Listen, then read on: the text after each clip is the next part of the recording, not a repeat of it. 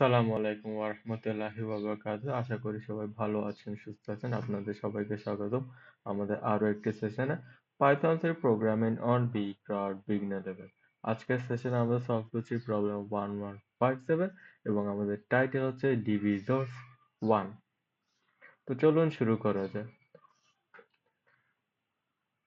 এখানে আমাকে সবার প্রথমে একটি ইনপুট রিড করতে হবে এবং এগুলো ডিভিজর্স গুলা আমাকে প্রিন্ট করতে হবে। ডিভিজর্স মানে হচ্ছে যে নাম্বারগুলা এটাকে দিয়ে ভাগ করতে পারবো, অর্থাৎ ভাগ করলে আমার আনসার 0 আসবে, সেটাই হচ্ছে ডিভিজর্স।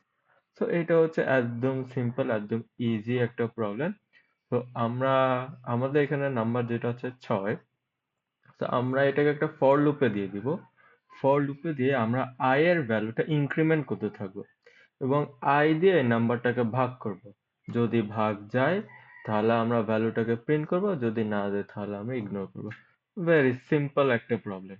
তো চলুন আমরা এক নজরে দেখে আসি আমাদের প্রোগ্রাম ফ্লো চার্ট। তো আমি একটা ইনপুট পড়ব। ইনপুট পড়ার পর এখানে আমি একটা ফর লুপ দিব। ফর লুপের রেঞ্জ হবে 1 থেকে n+1।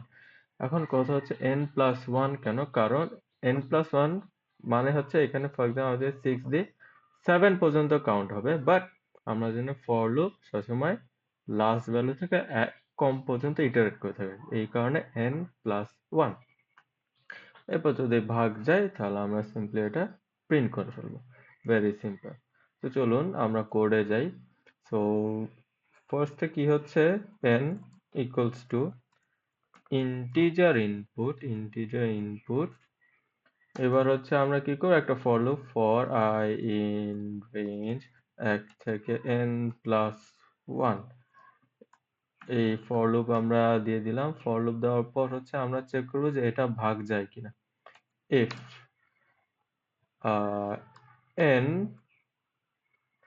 shift percent I is equal to 0, এর মানে হচ্ছে এই নাম্বারটা যদি i দিয়ে ভাগ যায়, ভাগ দিয়ে মানে এখন আমরা বুঝবো কেমনে যে এটা ভাগ গেছে, সেটা হচ্ছে আমাদের রিমাইন্ডার থাকবে না। if তাহলে হচ্ছে কি প্রিন্ট i। Super simple. এবার আমি জাস্ট এটাকে রান করব। এটা এখানে আসছে কেন? ওকে, সো আমি ইনপুট 6 1 2 3 6। হ্যাঁ, আমাদের আনসার ঠিক আছে। তো এটা আমরা কপি করি, এটা আমরা পেস্ট করি, সাবমিট।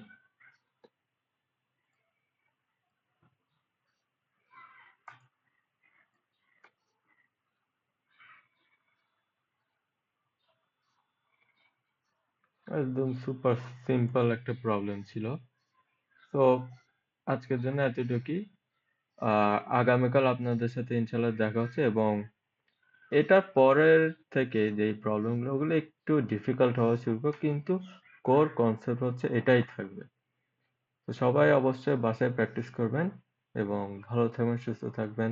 দেখা হবে। আল্লাহ হাফেজ। আসসালামু আলাইকুম।